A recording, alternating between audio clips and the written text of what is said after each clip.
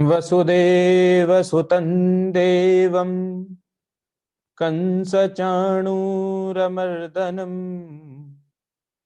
देवकी परमानन्दं कृष्णं वन्दे जगद्गुरुम्। आप सभी को नमस्कार। महर्षि वाल्मीकि संस्कृत विश्वविद्यालय द्वारा आयोजित श्रीमद् भगवद गीता व्याख्यान माला में आप सभी सुधी श्रोताओं का स्वागत है। अंतर्राष्ट्रीय गीता महोत्सव के उपलक्ष्य में यह श्रीमद् भगवद गीता व्याख्यान माला आयोजित की जा रही है, जिसके माध्यम से हम प्रतिदिन एक श्लोक पढ़ेंगे, उसके अर्थ को समझने की कोशिश करेंगे और उसका क्या तात्पर्य है। देखिए, भगवद गीता एक अलौकिक ग्रंथ है जो स्वयं भगवान के द्वारा गाई गई। ग्रंथ हमारे गुरु होते हैं। हम ग्रंथों से बहुत सारी चीजें सीखते हैं, लेकिन ऐसा ग्रंथ जो स्वयं भगवान ने कहा हो, उसका महत्व ही विरला है। श्रीमता भगवता कृष्णेन गीता, श्रीमद् भगवद गीता।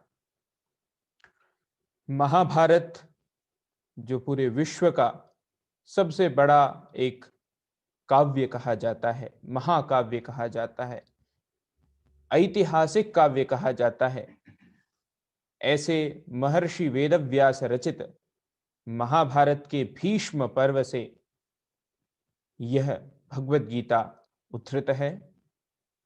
भगवद गीता में आप सभी जैसा कि जानते हैं 18 अध्याय हैं और 700 श्लोक हैं। महाभारत के इस प्रसंग में यद्यपि भगवान ने अर्जुन के लिए यह गीता सुनाई, लेकिन उस युग में ऐसे गुरु, ऐसे शिष्य, उनका जो बौद्धिक स्तर है वह भी हम जानते ही हैं। कहीं ना कहीं अर्जुन निमित्त बने इस ज्ञान को हम सब तक पहुंचाने के लिए, जिससे हम इस ज्ञान गंगा में नित्य अवगाहन कर पाए, नित्य डूब पाए। ऐसा अद्भुत ज्ञान भगवद गीता किसी भी व्यक्ति के लिए बहुत ही एक उत्तम ग्रंथ है।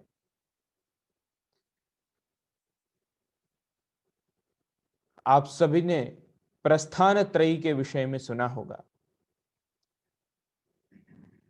हर एक ग्रंथ को पढ़ने के लिए और हर एक विश्वविद्यालय में प्रवेश के लिए एक अर्हता होती है, कुछ रिक्वायरमेंट्स होती हैं कि आपने 12th की है तभी आप ग्रेजुएशन कर सकते हैं। तो ऐसे ही जो विद्वान लोग हैं, ऐसे ही 3 प्रस्थान बताए हैं। पहला है जिसको हम कहते हैं वेद प्रस्थान, अर्थात जिसमें उपनिषद का अध्ययन किया जाता है। उपनिषद के जितने भी एक तरीके से जो पोइट्री है उसे हम कहते हैं मंत्र, जिसको पढ़ने के लिए विशेष अधिकार होना आवश्यक है, विशेष ज्ञान होना आवश्यक है। दूसरा प्रस्थान जिसे हम सूत्र प्रस्थान कहते हैं, जो एक फिलोसॉफिकल मार्ग है, जो दर्शन के विशेष रूप से अध्येता हैं उनके लिए ब्रह्म सूत्र है। लेकिन भगवत गीता तो लोक प्रस्थान है, जो हम आप जैसे बहुत अधिक न जानने वाले, अपने लोक व्यवहार में जीने वाले लोगों के लिए सर्वोत्तम ग्रंथ है। व्यक्ति किसी भी धर्म का हो, किसी भी जाति का हो, किसी भी वर्ण का हो या किसी भी आश्रम का हो, भगवत गीता सभी के लिए कुछ ना कुछ अपने में समेटे हुए हैं। भगवत गीता का अध्ययन जब एक बार व्यक्ति आरंभ करता है तो अपने जीवन में अपनाने के लिए नित्य नूतन कुछ ना कुछ संदेश वह प्राप्त करता है। योगः कर्मसु कौशलम, यह प्राप्त करता है। कर्मण्येवाधिकारस्ते मां फलेषु कदाचन, यह सीख प्राप्त करता है। तो भगवत गीता एक ऐसा ग्रंथ है जो हमें बहुत कुछ सिखाता है। अक्सर गुरुजन कहते हैं कि हमें जब सीखना है तो हमें कोरे कागज की तरह बैठना चाहिए। पूर्व किसी आग्रह से ग्रसित होकर जब हम किसी भी चीज का अध्ययन करते हैं तो अक्सर हमें कुछ विकृतियां देखने को मिलती हैं, लेकिन यह तो भगवान के द्वारा कही गई यह ग्रंथ है, यह उपनिषद है, क्योंकि भगवान ने कहा है, इसीलिए भगवत गीता के श्लोकों को भी मंत्र की संज्ञा दी जाती है। आइए आज हम इसके प्रथम अध्याय से आरंभ करते हैं। प्रथम अध्याय का प्रथम श्लोक आज हम पढ़ेंगे। इसके विशेष रूप से उच्चारण के विषय में हम ध्यान देंगे और उस श्लोक में जो जो पद, जो शब्द आए हैं, उनके अर्थों को थोड़ा जानने की कोशिश करेंगे, समझने की कोशिश करेंगे। ओम श्री परमात्मने नमः। श्रीमद्भगवद्गीता अथ प्रथमोऽध्यायः। धृतराष्ट्र उवाच धर्मक्षेत्रे कुरुक्षेत्रे समवेतायुयुत्सवः मामकाः पाण्डवाश्चैव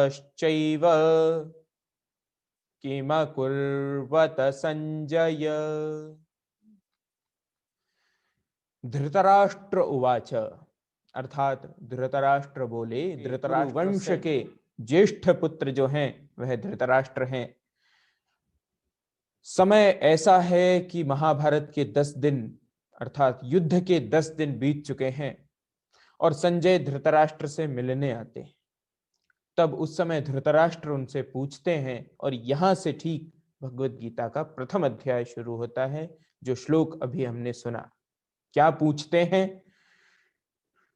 तो एक राजा जो पूछ सकता है, एक पिता जो पूछ सकता है, ठीक वही चीज, एक वही परिस्थिति एक पिता की, एक राजा की स्थिति है, जिसके विषय में यहां धृतराष्ट्र पूछ रहे हैं संजय से।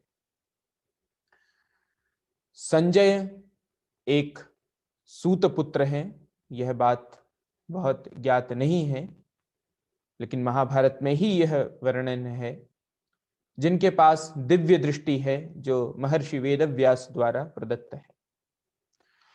तो एक तरीके से वीडियो कॉन्फ्रेंसिंग जो है वह संजय कर रहे हैं और उन्हें बतला रहे हैं कि उस क्षेत्र में, युद्ध क्षेत्र में, धर्म के क्षेत्र में क्या हुआ।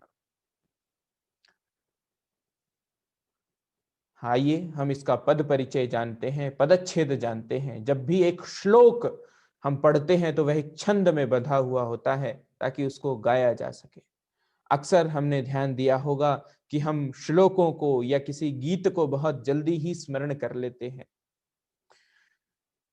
यही कहीं ना कहीं एक कारण है जो हमारे वेद, उपनिषद और जितने भी ग्रंथ हैं, अधिकतर काव्य परंपरा जो है वह इतनी समृद्ध है, जिसमें एक गेयता आने के कारण वह सभी जनमानस को स्मरण रहता है।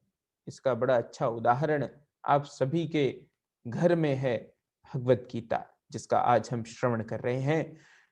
भारत के हर परिवार के लगभग हर बच्चे को भगवत गीता कुछ न कुछ स्मरण होगी ही। और इस अंतरराष्ट्रीय गीता महोत्सव कुरुक्षेत्र में जो आयोजित हो रहा है, इसके माध्यम से प्रतिदिन जो आप एक श्लोक सुनेंगे महर्षि वाल्मीकि संस्कृत विश्वविद्यालय के सौजन्य से, प्रतिदिन एक श्लोक का हम अध्ययन करेंगे। आप सबके परिवार में जो बच्चे, बड़े बुजुर्ग, भगवत गीता सभी आयु वर्ग के लोगों के लिए बड़ा ही उत्तम ग्रंथ है। युवाओं को मार्ग देने वाला, जो बच्चे हैं उनको स्थिर रखने वाला, उनकी उच्चारण शुद्धि, उनकी वाक शुद्धि के लिए यह ग्रंथ सर्वोत्तम है। हम पहले श्लोक का पदच्छेद देखते हैं। धर्मक्षेत्रे कुरुक्षेत्रे समवेता युयुत्सवः मामकाः पांडवाः च एव किम अकुर्वत। संजय,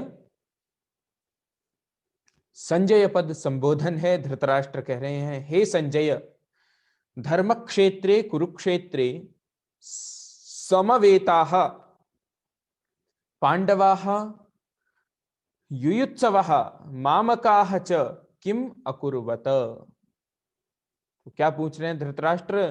धृतराष्ट्र पूछ रहे हैं, हे संजय, धर्म भूमि कुरुक्षेत्र में एकत्रित युद्ध की इच्छा वाले मेरे और पांडु के पुत्रों ने क्या किया? Dhritarashtra said, what did my people and the sons of Pandu do when they had assembled together eager for battle on the holy plain of Kurukshetra, O Sanjay. अब पहला ही शब्द जो है वो धर्म क्षेत्र है। यह हमारे मन में बहुत बात आती है कि पहला ही क्षेत्र जो है धर्म का है और बात हो रही है लड़ाई की। तो हमारी परंपरा में धर्म का बड़ा विशेष महत्व है। धर्म अर्थात हमारा कर्तव्य, धर्म अर्थात ड्यूटी। आप अगर ध्यान देंगे तो भगवत गीता का पहला श्लोक धर्मक्षेत्रे से अगर हम धर्म पद ले लें और अंतिम पद्य ध्रुवा नीतिर बतिर मम से म इस अक्षर को ले लें तो धर्म शब्द बनता है।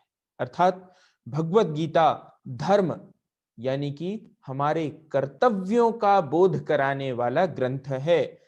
हम जब भी किंग कर्तव्य विमूढ़ होते हैं, क्या करना है क्या नहीं करना है, कैसे करना है कैसे नहीं करना है, ऐसी स्थिति में, ऐसे झंझावातों में जब हम फंसते हैं तो भगवान के द्वारा कही गई बातें, भगवान के द्वारा गाई हुई यह गीता, भगवान के द्वारा गाई हुई यह उपनिषद हमें कहीं ना कहीं मार्ग दिखाती है, हमारा मार्ग प्रशस्त करती है। इस पावन भूमि को धर्म क्षेत्र इसलिए कहा क्योंकि कुरु, राजा कुरु ने देवताओं के साथ मिलकर इसी भूमि पर तपस्या की, यज्ञ किए, अनुष्ठान किए। इस कारण से इसे धर्म नगरी कहते हैं। कुरुक्षेत्र यह कुरुओं की, कुरुवंशों का स्थान है, इसलिए इसको कुरुक्षेत्र, जो इसका नामकरण है, संज्ञा है, वह कुरुक्षेत्र है।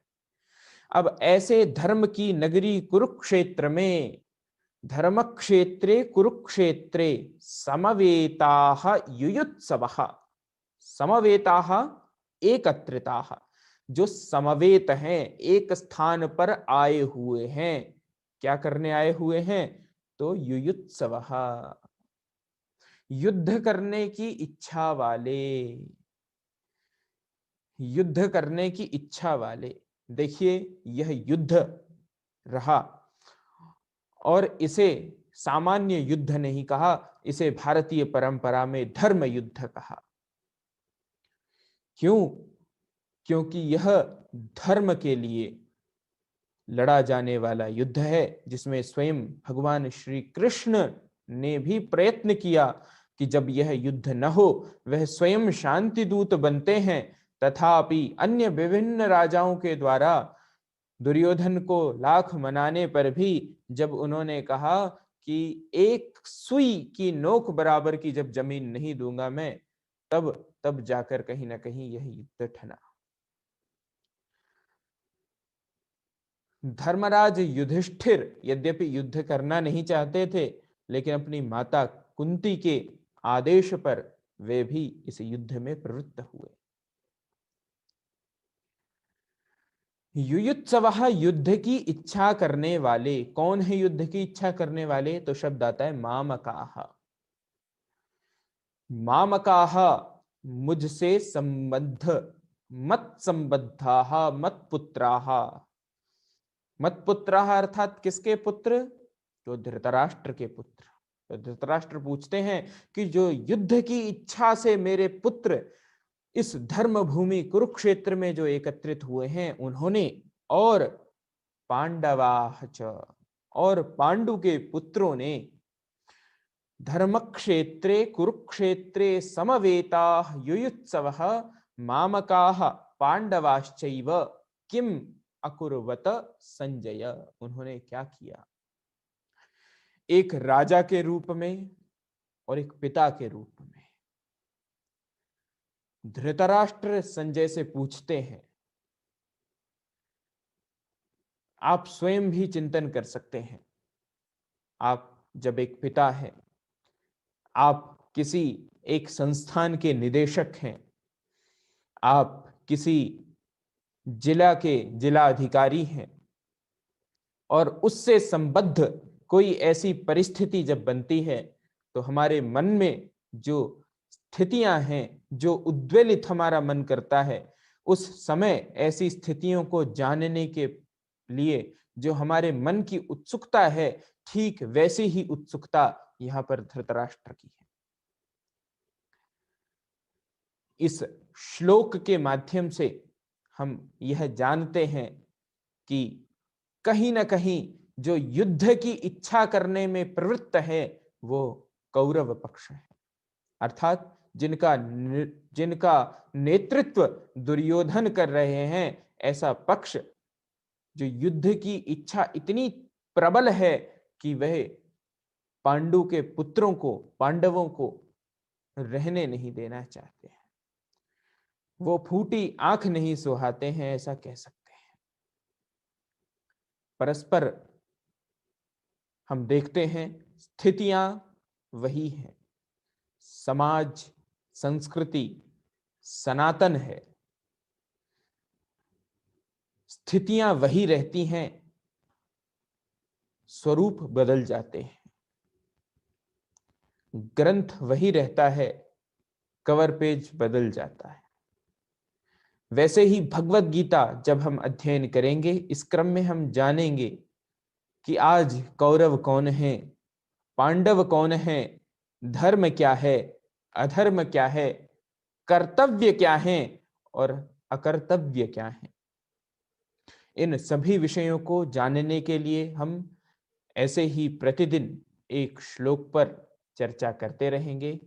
आप सब महर्षि वाल्मीकि संस्कृत विश्वविद्यालय से जुड़े रहिए, अपने सुझाव हमें भेजते रहिए, अपनी प्रतिक्रियाएं हमें देते रहिए। कल पुनः मिलेंगे। नमस्कार।